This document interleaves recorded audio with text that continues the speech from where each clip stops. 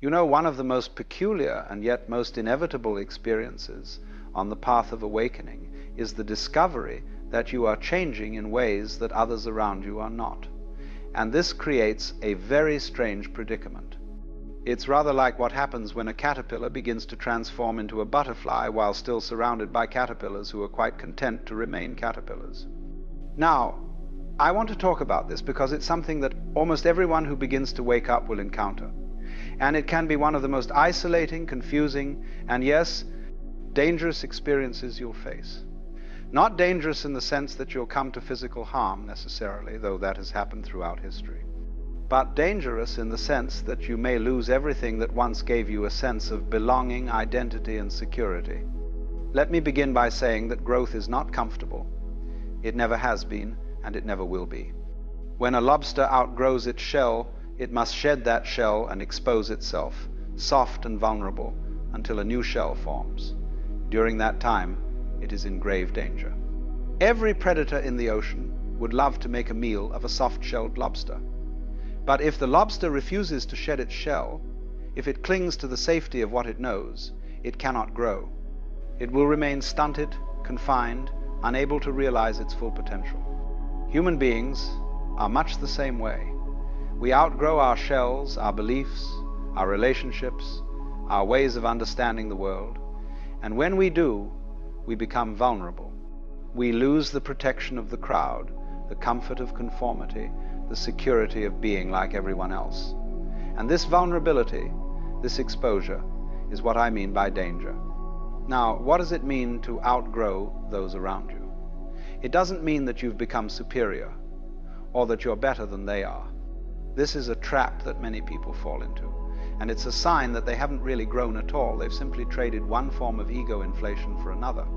No, outgrowing others means that you've begun to see things that they don't see yet, that you've asked questions they haven't asked, that you've stepped out of the agreed-upon framework of reality while they remain comfortably within it. Perhaps you've begun to question the values that everyone takes for granted, the pursuit of wealth, status, security, the accumulation of possessions, the endless distractions and entertainments that fill up our lives. Perhaps you've begun to see that these things don't lead to happiness, that they're empty promises, that they're symptoms of a deeper malaise, a fundamental misunderstanding about what life is and what we are.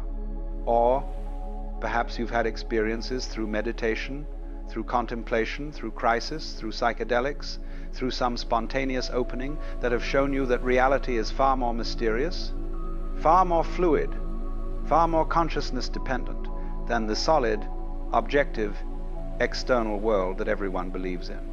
You've seen through the illusion of the separate self, or at least caught a glimpse behind the curtain, and now you can't unsee it. When this happens, you find yourself in a very odd position. You're living in two worlds simultaneously. There's the conventional world, the world of commerce and politics and daily routine, the world where everyone is playing their roles and taking it all very seriously. And then there's this other dimension, this deeper reality, that's always present but that most people are completely oblivious to. And you must learn to navigate both worlds. You must learn to speak two languages, the language of the marketplace and the language of the mystic. You must learn to be in the world but not of it, as the old saying goes. And this is extraordinarily difficult because the two worlds have different rules, different values, different ways of making sense of experience. The people around you, your family, your friends, your colleagues, they're still operating entirely within the conventional framework. They're concerned with their careers, their mortgages, their social standing, their plans for the future. And these concerns, which once seemed so important to you, now seem rather trivial, rather beside the point. Not because you've become callous or indifferent, but because you've seen that there are deeper questions, more fundamental issues at stake. But you can't simply tell them this. You can't sit down with your family at dinner and say, you know, I've realized that the self is an illusion and that we're all manifestations of one universal consciousness. They'll look at you as if you've lost your mind. And in a sense, you've lost the conventional mind, the socially conditioned mind, and you haven't yet fully articulated what you found in its place. So you remain silent, or you speak in hints and suggestions, or you try to find people who understand what you're going through. And this is where the isolation begins. Because the people you've known all your life, the people you love and care about, increasingly seem to be living in a different reality than you are. You're speaking different languages, pursuing different goals, seeing the world through entirely different lenses. And they sense this, even if they can't articulate it. They sense that you're no longer quite one of them, that you've changed in some fundamental way, that you're not playing the game with the same enthusiasm you once had. And this makes them uncomfortable.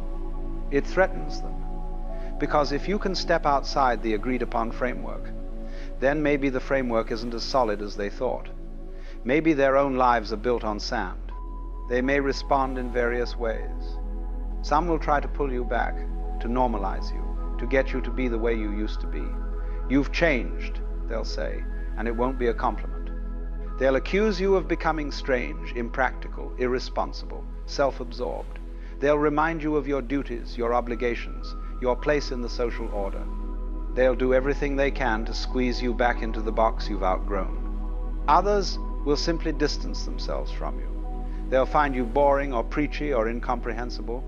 The conversations that once flowed easily now feel forced and superficial. You have less and less in common. The friendship or relationship gradually withers, not through any dramatic break, but through a slow, sad drifting apart. Still others may become hostile.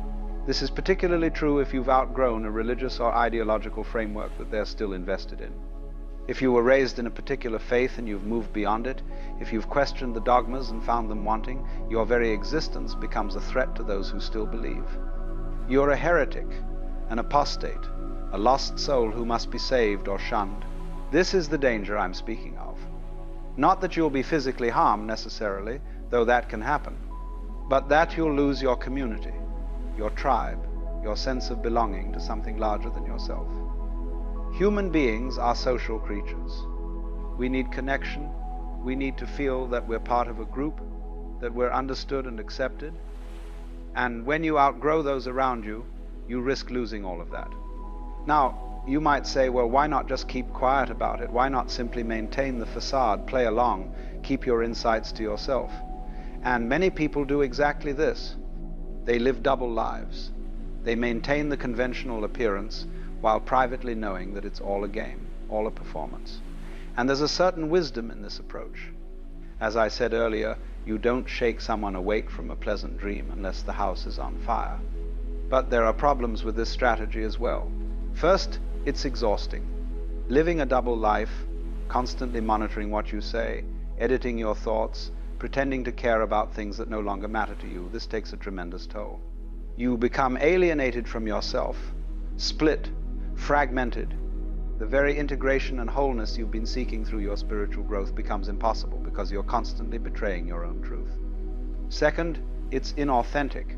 And authenticity, being true to what you've discovered, is essential to the spiritual path.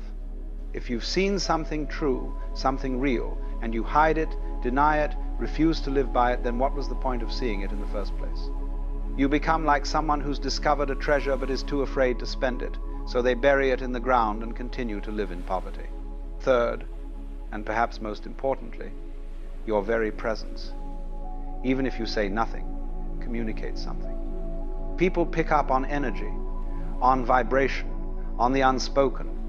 If you've genuinely transformed, if you've genuinely outgrown the conventional framework, it will show in 1,000 subtle ways in the quality of your attention, in your responses to crisis and difficulty, in what you laugh at and what you take seriously, in the way you move through the world.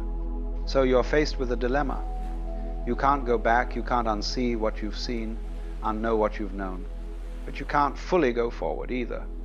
At least not without consequences, without losses, without a period of profound loneliness and disorientation. This is what the mystics have always called the dark night of the soul. It's the passage between the old life and the new, the death of the caterpillar before the emergence of the butterfly. And it's dark precisely because you've left behind the familiar landmarks, the comfortable certainties, but you haven't yet arrived at the new dispensation. You're in between, in limbo, in the wilderness. During this time, You may feel utterly alone. You may wonder if you've made a terrible mistake, if you've thrown away everything valuable for some nebulous spiritual fantasy. You may long for the days when life was simpler, when you fit in, when you didn't question everything, when you could just go along with the program like everyone else. But here's what you must understand. This loneliness, this sense of isolation, is not a sign that you've gone wrong. It's a sign that you're going right. It's an inevitable stage in the process of transformation. Every hero in every myth must leave the village, must venture into the unknown, must face dragons and demons alone before they can return with the treasure. The treasure, in this case, is your authentic self, your true nature, freed from the conditioning and programming of society. But you cannot claim this treasure while still clinging to the approval and acceptance of those who represent that very conditioning. You must be willing to stand alone, to be misunderstood, to be criticized, to be rejected. Now, I want to be very clear about something. This doesn't mean you should go out of your way to alienate people, or that you should be arrogant or superior, or that you should reject everyone who doesn't share your level of understanding. That would be spiritual egoism, and it's just another trap, another form of separation. What it means is that you accept the consequences of your growth with grace and compassion. You understand that people are where they are, and they're doing the best they can with the level of consciousness they have. You don't judge them or look down on them. You simply recognize that you're on different paths, at least for now. And you trust that if you're meant to have community, if you're meant to have companions on the journey, they will appear. Because here's the wonderful thing. When you outgrow one level, when you shed one shell, you don't remain alone forever. You find others who have also outgrown that level. You discover a new community, a new tribe, a new set of companions who speak your language, who understand your experience, who are wrestling with the same questions you are. This is why spiritual seekers throughout history have formed communities, monasteries, ashrams, mystery schools, philosophical circles. Not because they're elitist or exclusive, but because they needed to be with others who understood what they were experiencing, who could support them through the difficult transitions, who could remind them that they weren't crazy, that the path was real, that the struggle was worthwhile. But these communities are often hidden, or at least not obvious. They don't advertise, they don't proselytize. You find them when you're ready, when your seeking becomes sincere enough, when your loneliness becomes acute enough, and often you find them in unexpected places, a chance conversation with a stranger, a book that falls into your hands at exactly the right moment, a teacher who appears just when you need them. The key is not to cling desperately to the old relationships out of fear of being alone, but also not to cut ties prematurely out of spiritual pride. There's a middle way, as there always is. You maintain what connections you can maintain authentically. You honor your history, your roots, the people who loved you before you changed. But you don't betray yourself to preserve those connections. You don't make yourself small to make others comfortable. And sometimes, miraculously, the people around you grow too. Sometimes your own transformation becomes a catalyst for their awakening. They see something in you, a peace, a clarity, a freedom, and they want it for themselves. They start asking questions. They start opening up. And then the relationship transforms along with you, deepens, becomes more real, more honest, more alive. But you can't force this. You can't make people grow. All you can do is be yourself, be authentic, be the embodiment of what you've discovered, and trust that those who are ready will recognize it. The rest will fall away, and you must let them go with love and gratitude for what they've given you, for the role they played in your journey, even if that role has now ended. The danger of outgrowing everyone around you is real. You may lose friends, family members, communities that once defined you. You may go through periods of profound loneliness.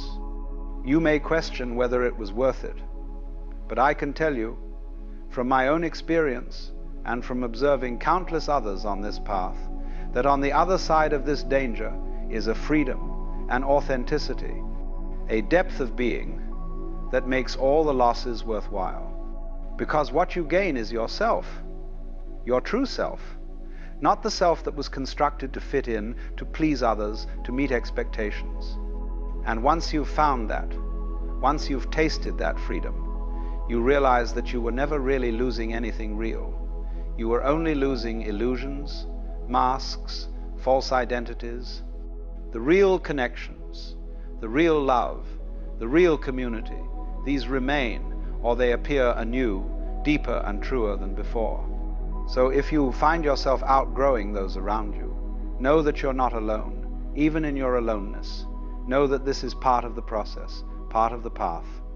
Know that it's temporary, this loneliness, this sense of being between worlds. And know that the courage it takes to keep growing, to keep being true to what you've seen, even when it costs you everything familiar, this courage is the mark of a genuine spiritual warrior, a true seeker of truth. The caterpillar must die for the butterfly to be born.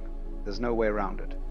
But what emerges is so much more beautiful, so much more free, so much more alive than what was lost. Trust the process. Trust your growth, and trust that life, in its infinite intelligence, is guiding you exactly where you need to go, even when the path leads through darkness and uncertainty.